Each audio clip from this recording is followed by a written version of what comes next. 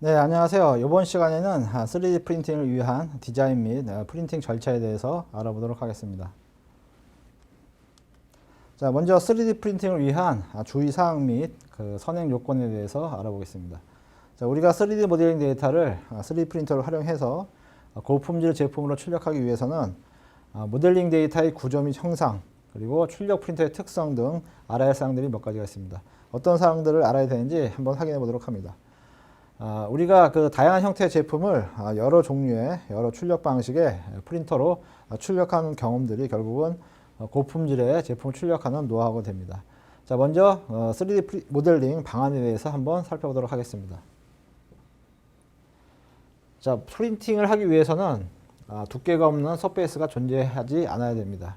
자, 화면에 보이시는 예제를 보시게 되면 라이너 프로그램 이용해서 모델링한 그런 개체가 되겠습니다. 자, 이 개체를 화면을 회전해서 보게 되면 보시는 바와 같이 밑면이 닫혀 있지 않고 두께가 없는 상태로 되어 있죠. 자, 이와 같은 상태일 경우에는 3D 프린터로 출력을 하면은 출력이 되지 않는다, 이런 그 의미가 되겠습니다. 즉, 그 밑면이 닫혀 있게 되면 우리가 3D 프린팅 시에 내부의 밀도를 조절해서 출력할 수도 있고요. 아니면 이 서페이스에 두께가 있다면은 출력이 가능합니다. 하지만은 우리가 사용하는 프린터가 어느 정도의 출력 두께를 제공하는지에 따라서 출력이 가능할 수도 있고 그렇지도 않을 수 있다, 이런 얘기가 되겠습니다. 즉, 출력하고자 하는 프린터에 최소 적정 두께 이상의 두께를 가져야지만이 출력이 가능합니다. 예를 들자면 보급형 프린터 같은 경우에 최소한의 적정 두께가 1mm 이상이 되어야지만이 출력이 가능한데, 예를 들어서 화면에 보이시는 이와 같은 개체가 서페이스의 두께가 뭐 0.2mm, 0.4mm 이 정도가 된다라고 했을 때 우리가 사용하는 프린터가 그와 같은 두께를 출력할 수 없는 상태라면 출력이 정상대로 되지 않는다, 이렇게 이해하시면 될 것 같습니다. 두 번째 그 모델링 방안에 대해서 살펴봅니다. 자, 서페이스로 구성된 모델의 면들은 닫혀 있어야 된다, 이런 의미입니다. 자, 화면에 보이시는 그 개체는 보기에는 정상적으로 돼 보이지만은 프로그램이 제공하는 기능들을 통해서 각 서페이스가 서로 만나는지 만나지 않는지 확인을 해 보면은 화면에 보이시는 것처럼 8개의 가장자리가 떨어져 있다고 분석 결과가 나왔습니다. 이런 경우에는 3D 프린터 출력을 하게 되면 에러가 발생되고 정상적으로 출력이 되지 않는다. 따라서 서페이스로 구성된 모델들의 면들이 모두 닫혀 있어야지만이 출력이 가능하기 때문에 우리가 3D 모델링 시 그 부분을 주의해서 모델링을 진행해야 된다, 이렇게 이해하시면 될 것 같습니다. 자, 세 번째 모델링 방안을 살펴보면 모델들이 만나는 모서리는 서로 분리되어 있어야 된다, 이렇게 이야기를 할 수가 있습니다. 3D 모델의 각각의 모서리가 만나 있다면 하나로 붙어서 출력이 되기 때문에 각 모델 사이에 최소한의 공간을 두거나 각각의 모델을 합쳐줘야 된다, 이렇게 이해하시면 되겠습니다. 화면에 보이시는 개체는 두 개로 이루어진 그와 같은 개체인데, 만약에 이 상태로 출력이 된다고 한다면 각 부품이 만나는 부분의 모서리 부분들이 합쳐져서 출력이 되기 때문에 우리가 원하는 출력 결과물을 얻을 수가 없습니다. 따라서 각 모델들 사이에는 최소한의 공간이 있어야지만이 우리가 출력 이후에 정상적으로 활용할 수 있다, 이렇게 이해하시면 되겠습니다.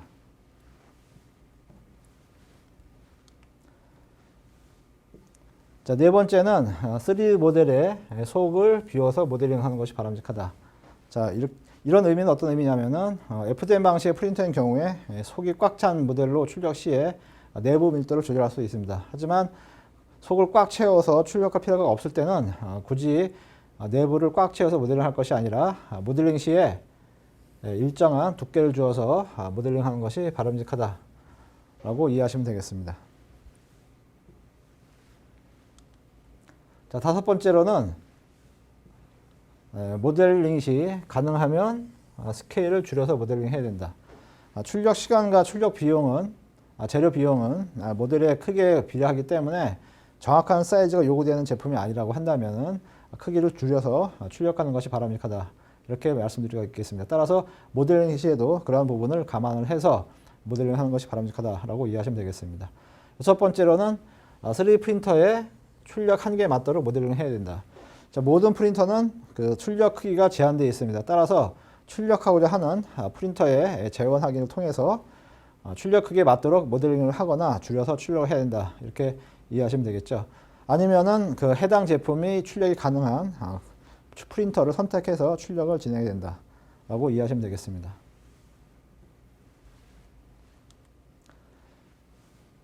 자, 앞서와 그 유사한 예인데요. 조립품이 있을 경우에는 최소한의 여유 공간을 남겨놓아야 된다.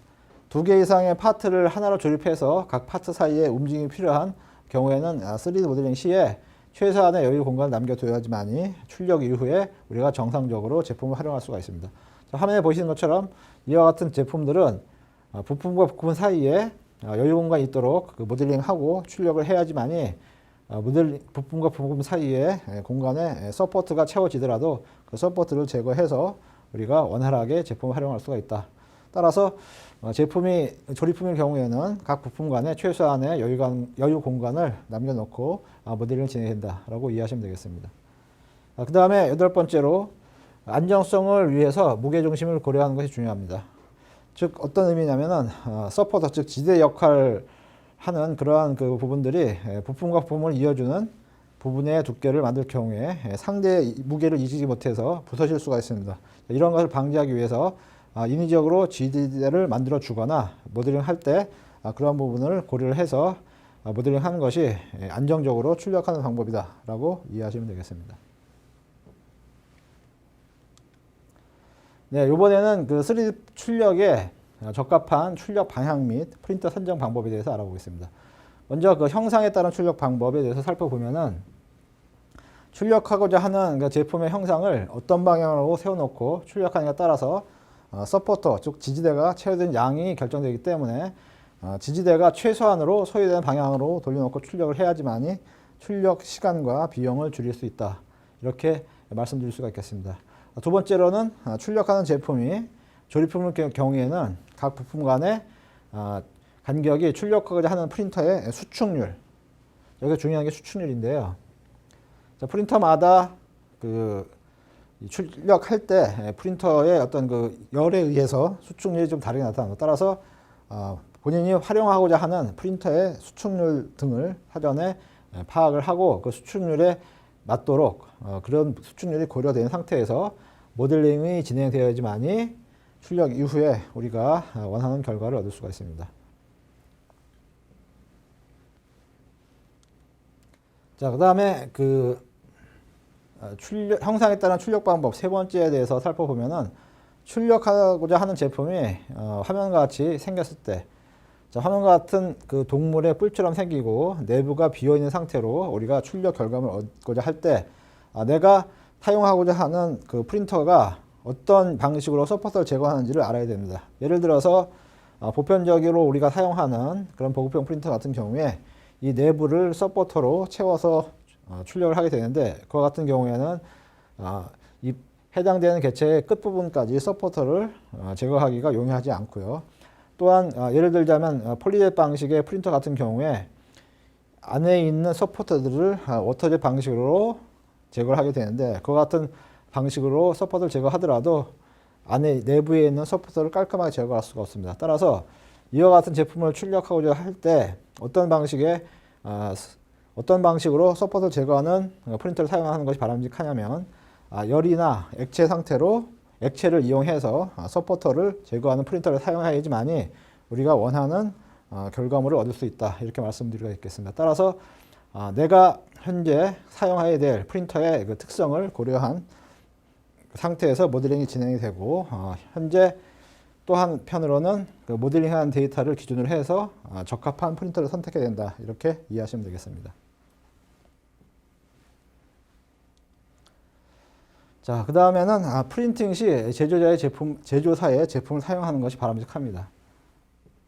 고가의 FDM 방식이나 SLA 프린터 같은 경우에 필라멘트나 레진을 사용하는 그 레진의 비용을 절감하기 위해서 타사의 제품들, 즉 저가의 보편화된 범용적으로 쓰이는 그런 제품들을 사용할 수가 있는데, 그런 제품들을 사용하게 되면은 프린터의 고장이나 또는 수명을 단축시키는 그런 결과를 초래하게 됩니다. 따라서 프린터 제조사가 제공하는 재료들을 사용하는 것이 바람직하다. 이렇게 말씀드릴 수가 있고요.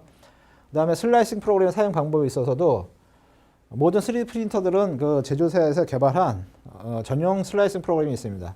이 슬라이싱 프로그램을 사용하는 것이 우리가 범용적으로 사용하는 슬라이싱 프로그램보다 우선시돼야 된다 이렇게 말씀드릴 수가 있는데요. 그 이유로는 출력 시에 에러를 줄일 수가 있고 또한 출력 시에 정상적인 어떤 그 형태로 출력할 수 있는 방법들을 제공을 해줍니다. 또한 해당되는 그 STL 파일이 출력이 가능한지 그렇지 않은지도 출력 전에 우리가 파악할 수가 있습니다.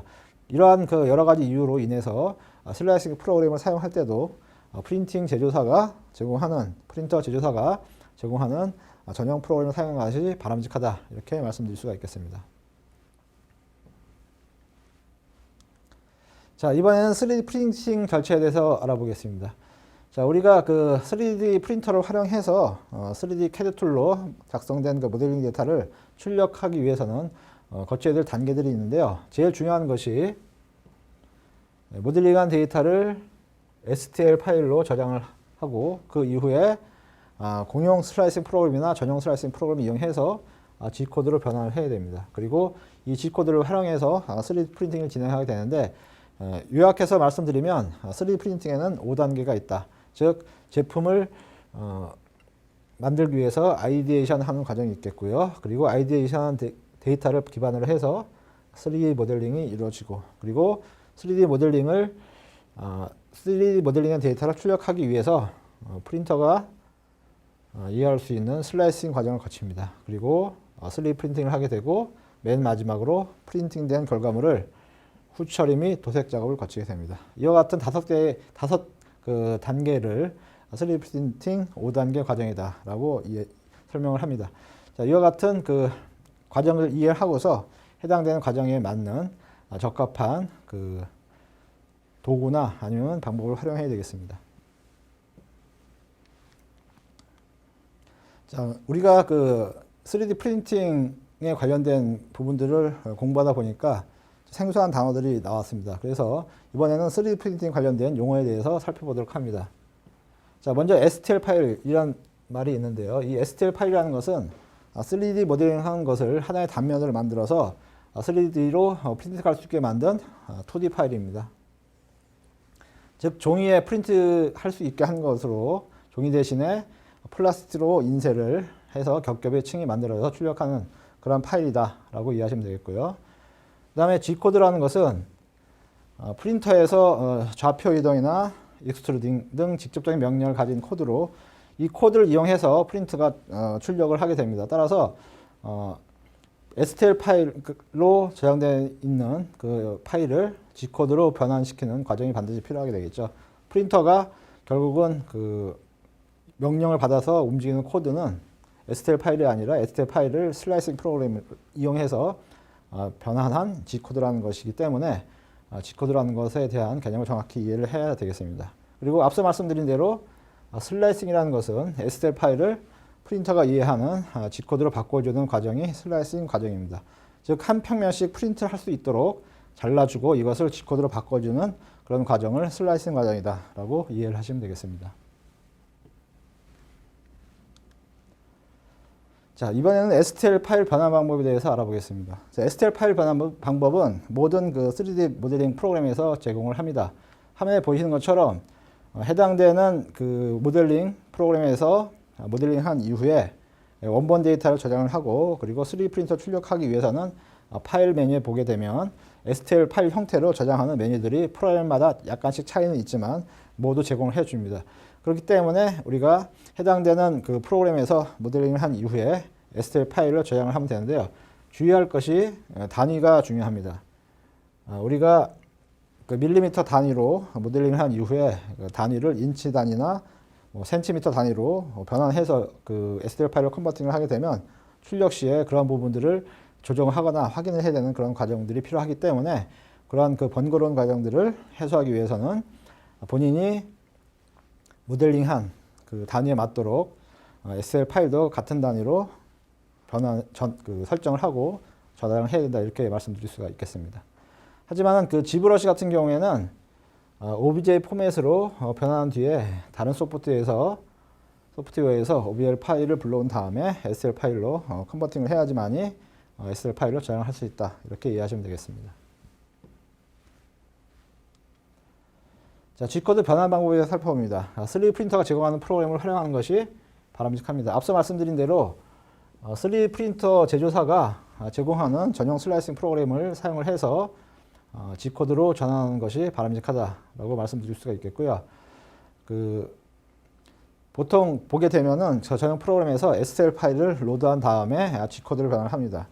G코드로 생성한 다음에는 그 확장자가 제조사마다 다 틀리기 때문에 우리가 혼동을 일으킬 수가 있는데 해당되는 그 3D 프린터사가 제공하는 프로그램을 실행하고 STL 파일을 불러온 다음에 G코드 생성 버튼을 눌러서 위치나 크기를 조절하면 되겠습니다. 자, G코드를 변환한 이후에는 출력을 하게 되면 출력하는 과정 전에 우리가 여러 가지 옵션들을 조정할 수가 있는데요. 채우기, 그 다음에 출력 속도, 쉘, 이와 같은 기본적인 설정과 그 다음에 출력할 때 반드시 필요할 수도 있고 필요치 않을 수도 있는데 가급적이면 베이스, 즉 프린팅할 때 초반에 어떤 베이스 판을 출력한 다음에 그 면 위에다가 서포터라든가 모델 재료를 출력을 해서 제품을 생성하는 그런 과정을 거치게 됩니다. 따라서 베이스나 서포터 및 기타 항목들을 세팅할 수 있는 그 화면들이 나타납니다. 이 화면은 프린터마다 차이가 있기 때문에 여러분들이 기본적인 개념만 이해하시면 되겠습니다. 그 다음에 G코드 변환 및 프로세싱이 주의해야 될 부분은 설정을 완료한 다음에 G코드 생성 버튼을 누르게 되면은 G코드 변환이 일어나게 되는데요. 출력하고자 하는 프린터에 따라서 시간이 다소 소요가 됩니다. 또한 변환된 G코드 파일은 프린터로 바로 출력할 수 있는 그런 프린터도 있고 또는 SD 카드와 같은 메모리 카드에 저장해서 출력을 할 수 있는 그런 프린터들도 있습니다. 자, 보시면 화면에 보시는 것처럼 메모리 카드에 저장해서 출력하는 방식이 있고 온라인상으로 즉 프린터와 컴퓨터가 연결된 상태에서 바로 출력할 수 있는 방법이 있다. 이렇게 이해하시면 되겠습니다. 자, 이번에는 중요한 STL 파일 수정 방법에 대해서 한번 살펴봅니다. 3D 프린팅을 위해서 변환된 STL 파일이 정상 파일이라면 문제가 없는데 변환된 STL 파일이 문제가 있을 경우에는 어떻게 수정해야 되는지 그 부분에 대해서 살펴봅니다. 물론 이 STL 파일은 모델링 프로그램에 따라서는 그 STL 파일을 수정하는 방법을 제공하는 프로그램도 있지만 보편적으로 수정이 필요한 STL 파일들은 범용적으로 많이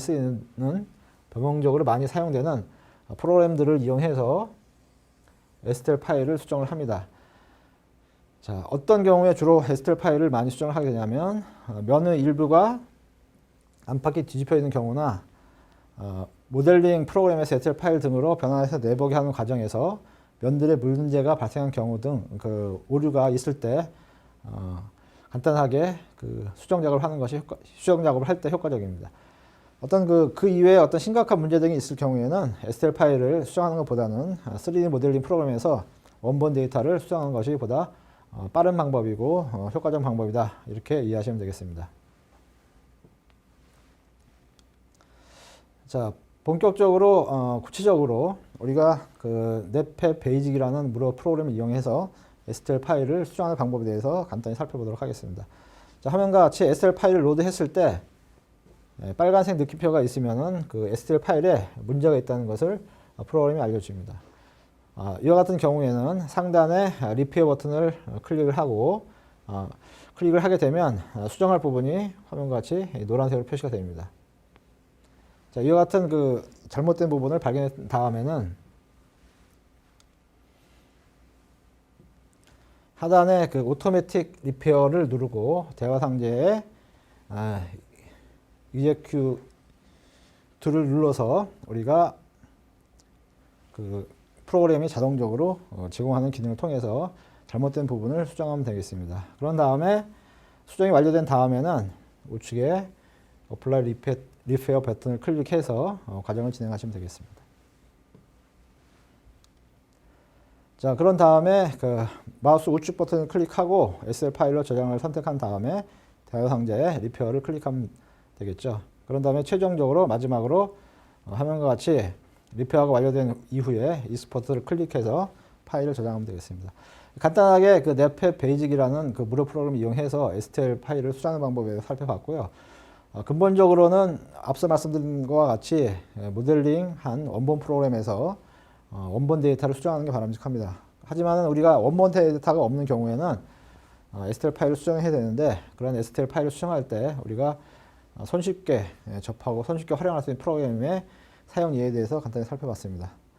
네, 이번 시간에는 그 3D 프린팅을 하기 위해서 필요한 여러 가지 주의해야 될 사항과 선행 요건에 대해서 알아봤고요. 그 다음에 3D 프린팅을 진행하는 절차에 대해서 살펴봤습니다.